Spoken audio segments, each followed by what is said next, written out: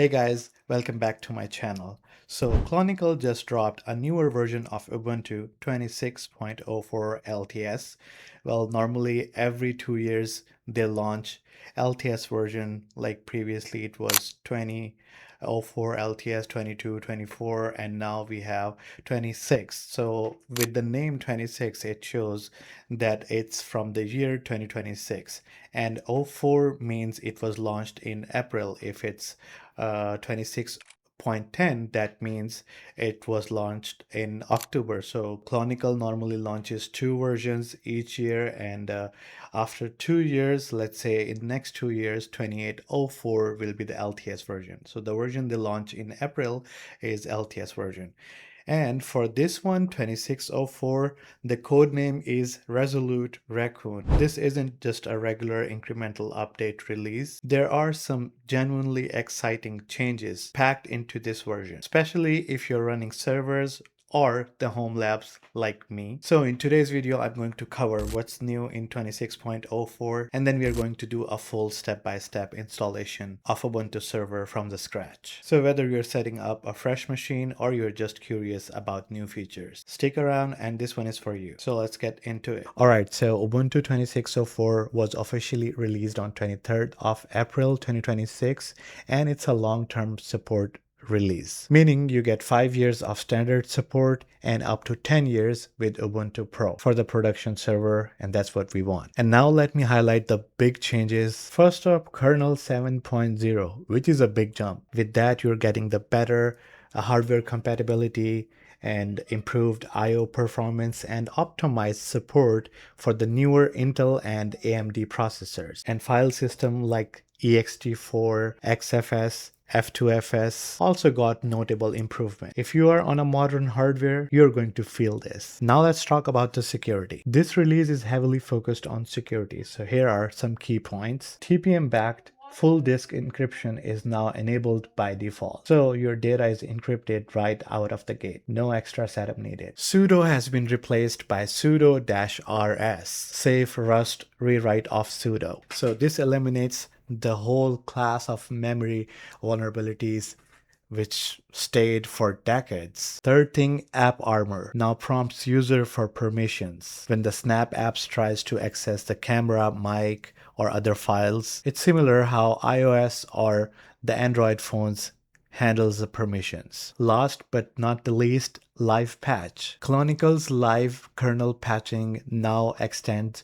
to ARM64 processor servers as well. So for anyone who's running servers in production using 2404, so this version is going to be significantly more hardened than Ubuntu Server 2404. And now let's talk about the system infrastructure changes. So Dracket replaces initram fs tools as the default initram fs generator. It uses systemd in the initial RAM disk and supports newer feature like NVMe. So the systemd 259 is included in this new release, and the cgroup version 1 support has been completely removed. Only cgroup version 2 is supported now. So if you have any legacy script or containers relying on cgroup version 1, heads up for you, you need to migrate those before upgrading to 2604. apt 3.1. So the new release comes with apt 3.1, and it has like improved dependency resolver, and there is a new thing which comes with this new release, apt history command. With that, now you can undo, redo, or you can roll back all the transactions, which is super useful. And also there's a lot of changes in Ubuntu desktop as well, but for that I'm gonna have a new video and I will explain everything about Ubuntu desktop as well. So now let's jump to the session and start the installation process. All right, so right now I'm on Ubuntu's website, and you can see the code name is Resolute Raccoon, and we have here desktop image and the server image. and I'm gonna download the server image and I'm going to install that in one of my virtual machine in the Proxmox. So the process is exactly same. You just need to follow the steps what I'm doing, and I'm gonna just go through all the process of the installation and overview, and we'll let you know meanwhile what changes were made for the installation. So let's jump to the VM section, and I'm going to create a VM. And on the other side, if you're doing this on a machine, on a hardware, you need some kind of bootable USB. If you have a USB, download Rufus, this application. Simply just load your ISO image and it will make your USB bootable. Or there is another Verve toy. If you want to know about that, you can click on the link above and you'll be redirected to that video. And then come back, watch this video and see a complete package. All right, so I'm going to close this one. And since I'm going to install this on my Proxmox, I don't need to like directly download it. I can simply do copy URL and then I can paste into my data store and it will be there in a few seconds.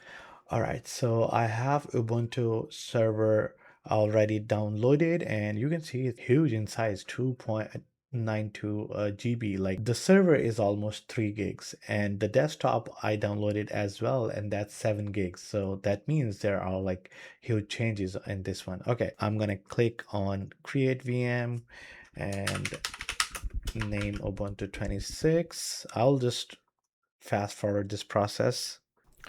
All right, so the VM is created.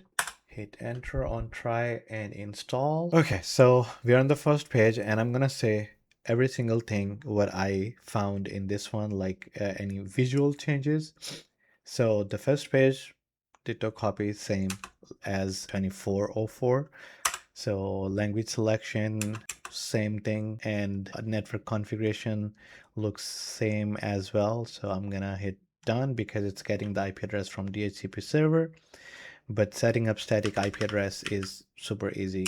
You click on that and then edit IPv4, hit here, and then manual, and then you enter the IP address here. But for me, this one is fine. I don't need to create a bond, and I'm gonna hit enter, enter, enter, and continue. All right, so it's pretty much similar installation process. I didn't see anything changed yet. So here we are going to select the disk. I assigned 100 gigs and it's going to use the LVM, and you know with the LVM it automatically gets like 50% usage, but I'm just gonna go ahead and do next so we can increase that size in the operating system. First, I just want to see the changes I mentioned earlier. Ubuntu Server 26. Okay, Ubuntu Pro skip for now, yeah. And OpenSSH, yes, I do want to install that. And then these apps, I think no, I just want the basic installation.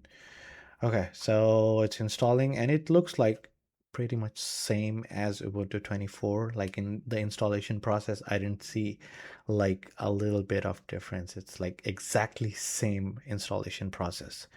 All right, so once it's there, we're gonna try the new features, check the kernel version as I mentioned in the start of my video, and then also we will check the newly added feature, the apt history. All right, so it's installed and just reboot now. Okay, so I am logging into it for the first time. And by the way, it's my first time install. I did that with you guys so I can show you, and you can see the excitement on my face with the newer version, and it's like always have been whenever there is a new version of Ubuntu, and I'm excited like what new updates they have released. All right, so I'm just first gonna type this. Okay, Ubuntu 26 Resolute. Oh, wait, the name is missing. Raccoon is missing. And then uname -ra. Yes. You can see kernel version is 7.0.0-15.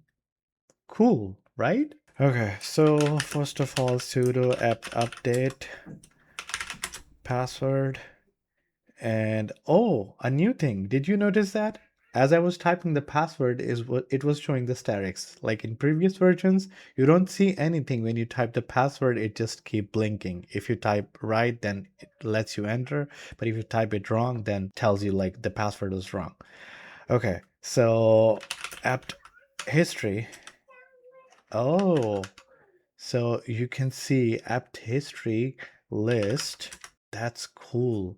And then with apt history, there are more options you can do. You can see the info of the package. You can do undo, like any apt undo you want, and you can do apt redo and rollback, as I told you in the introduction of this video that you can do all this stuff. So we have verified the kernel version and the apt history command. All right, so that's it, and this was the Ubuntu 26 review and the installation process, a complete installation from scratch. That how you can do that, it's pretty much similar if you're already familiar with the Ubuntu server, like previous version 24, 22. It was kind of similar, but there are like solid changes, I'm gonna say, like huge changes as the kernel version and the TPM and stuff like that. Also with the hardware integration, like supporting new hardware. So I think it's a solid upgrade, and that's it for this video. If this video was helpful, make sure to hit the like button, and if you're new to this channel, make sure to subscribe to my channel. And I like regularly post videos related to Linux systems and firewalls. Anything related to tech I post on this channel. So if you have any kind of questions, you can drop in the comment, and I read every single one. So I'll see you in the next video. Bye bye.